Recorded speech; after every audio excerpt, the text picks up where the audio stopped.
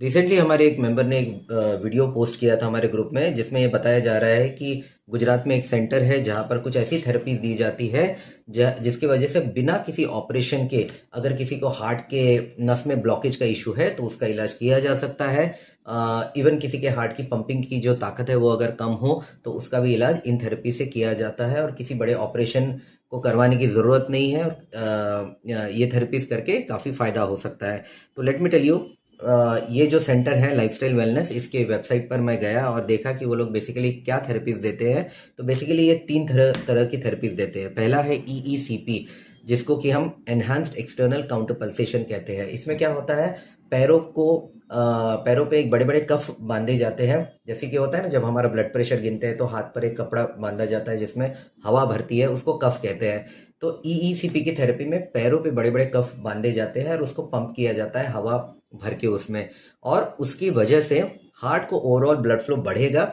ऐसा एक उसका मैकेनिज्म बताया जाता है। तो लेट मी टेल यू, ये जो थेरेपी है ईईसीपी की, जो भी हमारे इंटरनेशनल गाइडलाइंस है, जो कि बहुत बड़े ट्रायल्स और रिसर्च पर बेस्ड रहते हैं, साइंटिफिक जो गाइडलाइंस है, उसमें ईईसीपी की सिर्फ इतनी जगह बताई गई है कि अगर किसी को कन्वेंशनल थेरेपी जैसे कि एंजियोप्लास्टी, बाईपास, इससे ये अगर उनमें करना पॉसिबल नहीं है या ये करने के बाद भी उनको आराम नहीं मिल रहा है, तो ऐसे लोगों में ईईसीपी दी जा सकती है। यानी कि अगर कुछ नहीं कर सकते तो कुछ तो करना चाहिए, ऐसे सिचुएशन के लिए ईईसीपी है।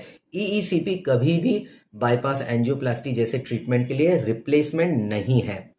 दूसरा जो वो थेरेपी देते हैं वो है ईएसएमआर, यानी कि एक्स्ट्रा कॉर्पोरियल शॉकवेव मायोकार्डियल रीवैस्कुलराइजेशन, जिसमें चेस्ट के ऊपर कुछ शॉकवेव्स दी जाती है और उससे ये मैकेनिज्म बताया जाता है कि इसकी वजह से हार्ट के अंदर जो बारीक नसें हैं, जिनको कैपिलरीज कहते हैं, वो ग्रो होती है और हार्ट को ओवरऑल ब्लड फ्लो इंप्रूव किया जा सकता है।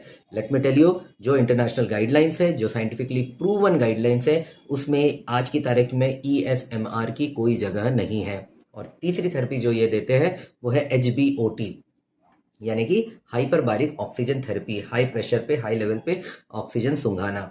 अभी ये जो थेरेपी है इसका भी जो इंटरनेशनल गाइडलाइंस है, हार्ट की नस के ब्लॉकेजेस के लिए जो गाइडलाइंस है, उसमें एचबीओटी थेरेपी की आज की तारीख में कहीं कोई रिकमेंडेशन नहीं है। इस तरह की बहुत सारी थेरेपीज को देख के लोग बहुत अट्रैक्ट हो जाते हैं कि भाई बिना ऑपरेशन के मेरे हार्ट के ब्लॉकेजेस का इलाज हो जाएगा। लेकिन जो मैंने पर्सनली देखा है अपने प्रैक्टिस में, बहुत बार लोग प्रॉपर इलाज करने के बजाय ये इलाज करते हैं, और जिससे मेरे कुछ पेशेंट्स को अपनी जान से हाथ भी धोना पड़ा, क्योंकि उनका कभी प्रॉपर ट्रीटमेंट हो ही नहीं पाया। तो प्लीज़ साइंटिफिकली रेकमेंडेड चीज़ों को ही फॉलो करिए।